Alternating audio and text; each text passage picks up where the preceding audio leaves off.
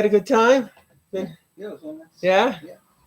I was just in Yerushalayim. A couple of my daughters were here. And Right. just, Maybe you want to over- sit over here. You'll be out of the sun. No, You like the sun? No, I need the wire to keep my. Oh, I think oh. those scooters. Are you- those, are you what do right? call it, you stand on? Oh, yeah? Not a Segway. The other I one. know It's they all have it around all it. over here. Yeah. Yeah. Oh, nice. But Yerushalayim, I have to say, Barry, welcome. We have a yid from Saipan.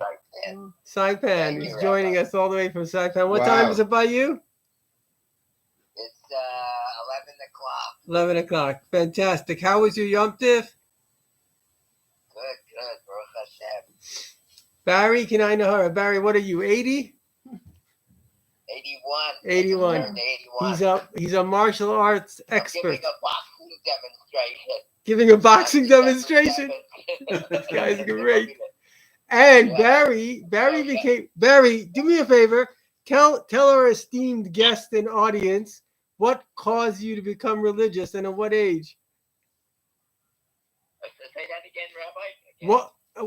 Tell us again what made you. Again? Yeah, what made you turn to What, Judaism? Rabbi? What caused you to turn to Judaism? Whoops, I don't hear you. Oh, okay. Maybe it's Hashgacha Pratis. Anyway, he was kind of in the. Hello, Rabbi? Oh, hold on.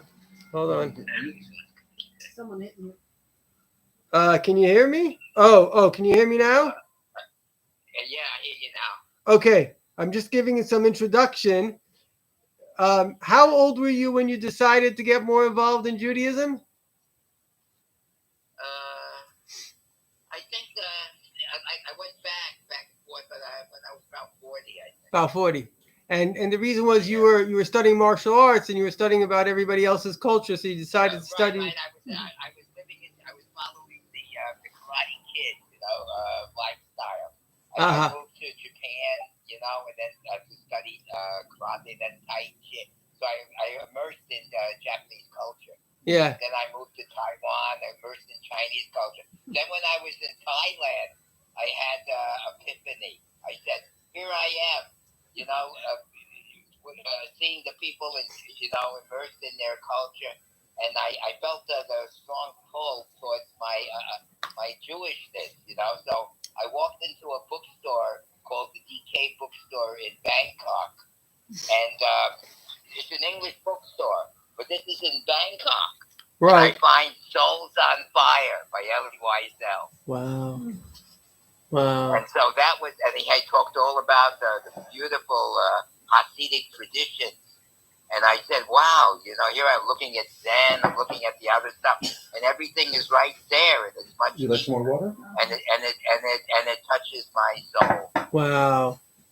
Beautiful. The truth is, I was looking for a topic. I decided to change the style of the class a little bit. I used to be doing the Baal Shem Tov and decided to, my focus is what's the most important thing to talk about. So yesterday I spoke about, I don't even remember, but it's available on the internet, why you matter. That's an important subject. But I was looking for a subject. So Rivka mentioned the subject, which is how to connect to Hashem. So it's a very important subject. 62% of the world today are spiritual, right? We believe that we have a special connection to Hashem. And, we've discussed this before, but you could kind of be religious and you have what would be called Yiras Hashem, fear of Hashem. But you don't necessarily, can I trouble you maybe shut the curtain? Thank you. The light is meant to come from me, not on me. Okay, thank you very much.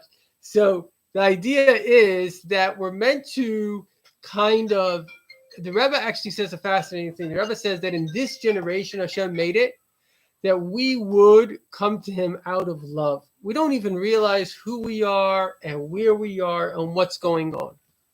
Because a lot, myself included, I grew up religious. And there was a point in my life that I kind of abandoned it. I thought that it wasn't true for whatever reasons. And it took me about 5 years. So now you start looking for the truth.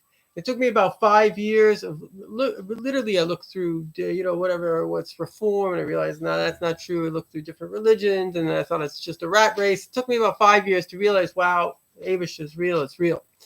But what do we come back to? We come back to kind of what we know, right? But the whole thing of Mashiach, I've written a book called The Rabbi on Mashiach, everything that the Rebbe said from the last year and published on Mashiach. So, and I have another booklet called Live Redeemed.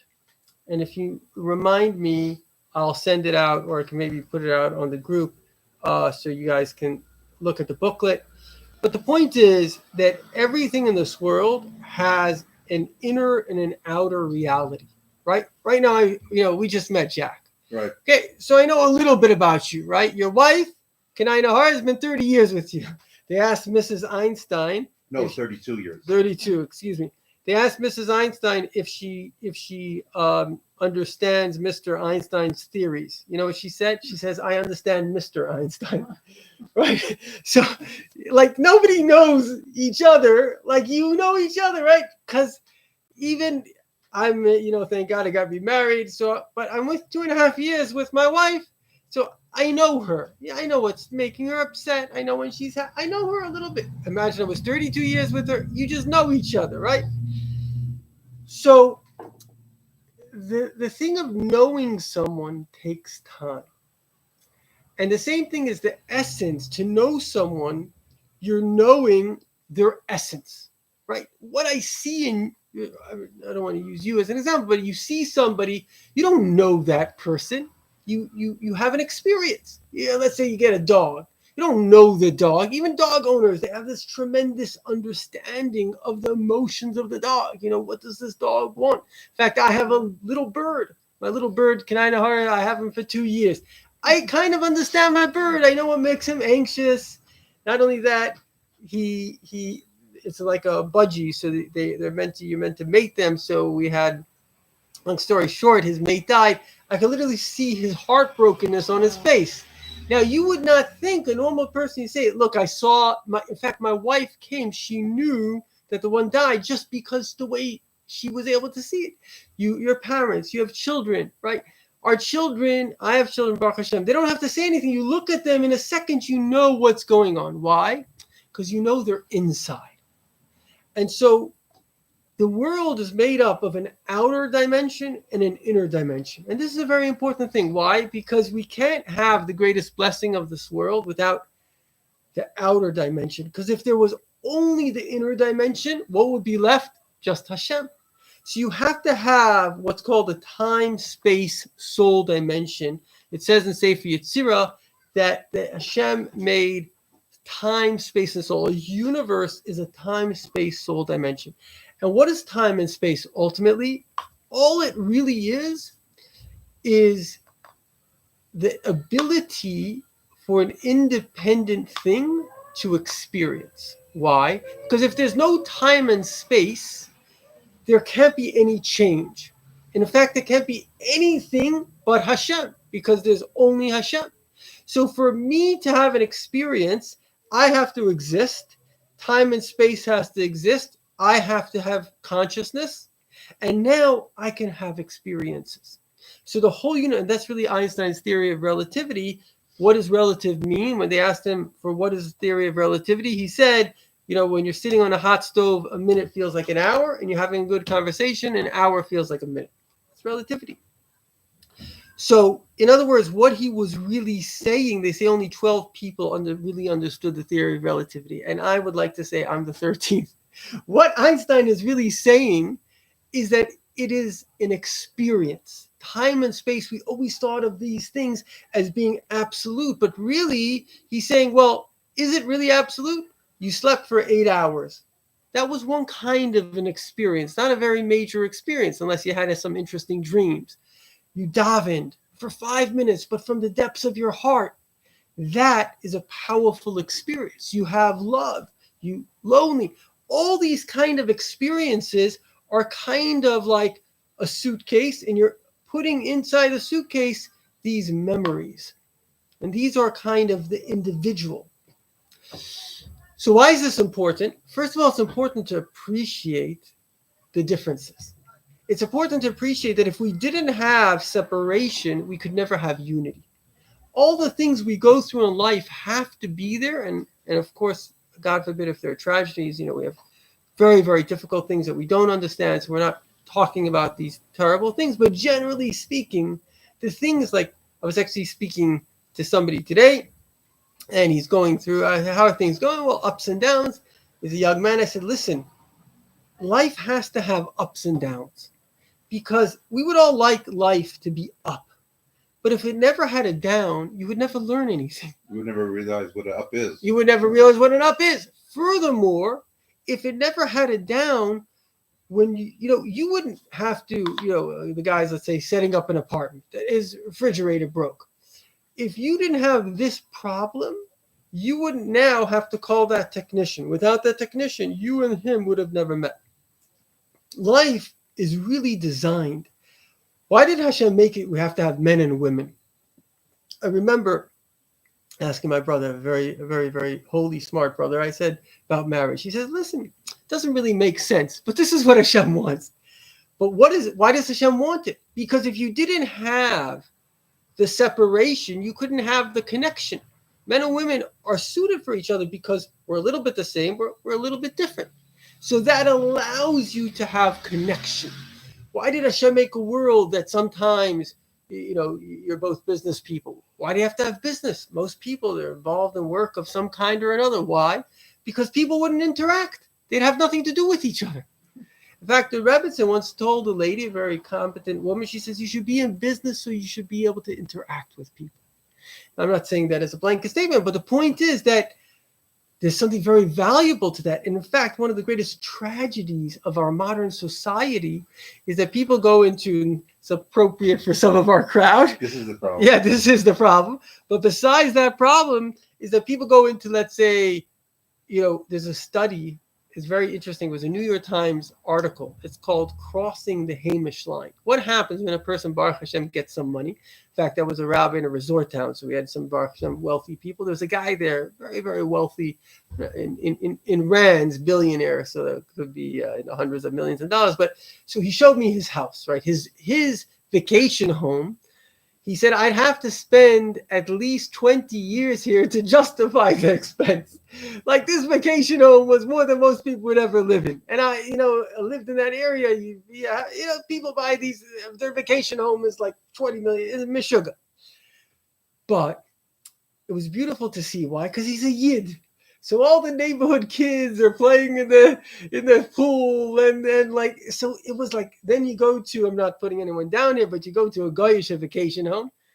It's like, it's the loneliest place in the world. So what is the article all about? They say when people have more money, often they buy privacy. You can have a private home and you can have a home on an island and you could even have a private jet. And today, Baruch Hashem, you could order from Amazon. And before you know it, you don't have unity. You don't need it. You don't have people. It's a beautiful thing in Yiddishkeit that even if you're wealthy, you still need to go to Minyan. You still need Shabbos. You still need a house in the Eruv. Okay, that's the price. But the point is, Hashem forces us into connection, particularly as Yidden. We have the idea of Meiser, giving tzedakah. So we are always in a consciousness of community.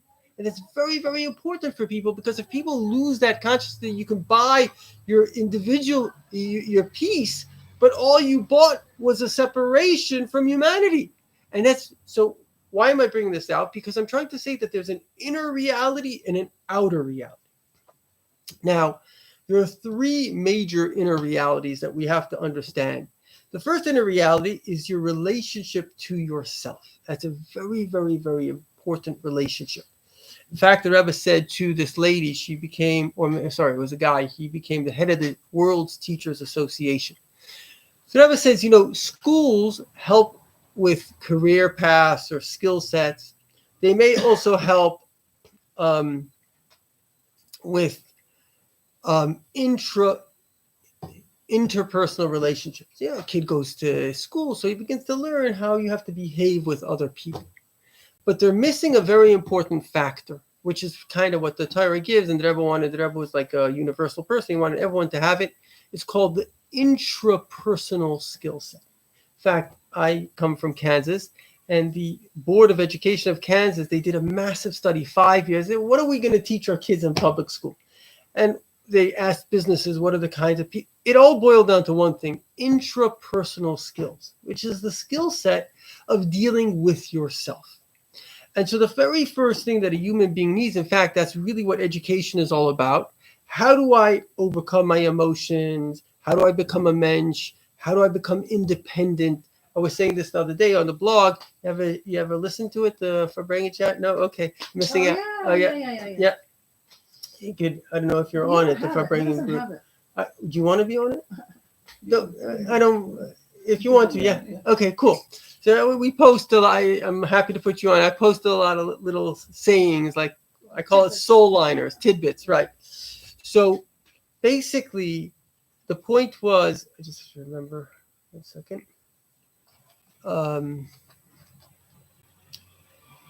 Effectively, that the essence of there's this whole thing of like mental health, mental health.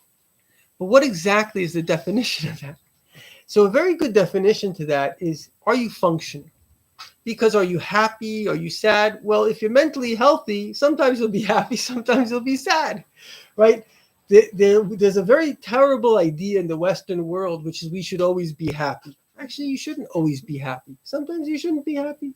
Sometimes you should be sad, right? There's a time to be happy. There's a time to be sad. Obviously, if you're manic, there's a problem. If you're depressed, but it makes sense that we're normal human beings. But basically, if you can function, then you're okay. Right? What is anxiety a problem? They even say about an addiction. How do you know addiction is a problem? When you're not functioning anymore, right? When this thing takes you away from family, it takes you away from functionality. So a child on their own can't function. They don't have the resources, and this is really a big problem in modern society. Modern society is all about Western society, and they mean it for good reasons. I grew up in Kansas in the Western world. They don't want to impose anything on you, right? I love the people that come from Mexico, from Latin America. They reminds me of our ancestors. Your father was a survivor. I'm not sure what your parents or grandparents, but they didn't come with anything. My grandfather, he didn't. His $5 in the pocket. Yeah, his whole family was lost. He was lucky if he had $5 in his pocket, right? And eventually, these people, they're tycoons, and like Eretz Yisrael, we're in a country of survivors and people that were decimated, people that were living in Iraq for thousands of years. They kicked them out with nothing. They came with the clothes on their back. But what did they have? They had resilience. And you see this not only Jewish people that are coming from Latin America. They don't complain. They come and they work hard. And so sometimes what happens is that the generation that's brought up in comfort, there's a lady in this town, Chaya Masha. Did you meet her? Chaya Masha is a chef, special woman. But she comes from Baruch Hashem, very, very wealthy family in Colombia. Amazing story. Her grandfather was going to go from Poland to Colombia. So they collect all this money. He's on the train to Italy. There's a rabbi on the train. This guy's story is terrible. He took all his money. He gave it to this rabbi. Comes back to Poland, so they have to collect money again. He ends up, and the whole thing was to get your family out. So he ends up in Colombia, and it was bad news. A Holocaust is coming. He won the lotto. So I think Hashem repaid him, and he was able to bring out his family, and he won the lotto a second time. So he built a factory, and Baruch Hashem, homes on the, like his whole family, each one had a home on his block. They were doing well. So she told me that some of her relatives had difficulty adjusting to the world. Like, why should I work? So here's a human being. She is well adjusted, so she works, etc., etc. But coming from that environment, a person can just become a bum. Why should I work? Right? And I actually know some wealthy people. There's a guy, a very interesting guy. So his father was very wealthy. He saved the Vishnitzer Rebbe. He gave everything away to the Nazis to basically take the Vishnitzer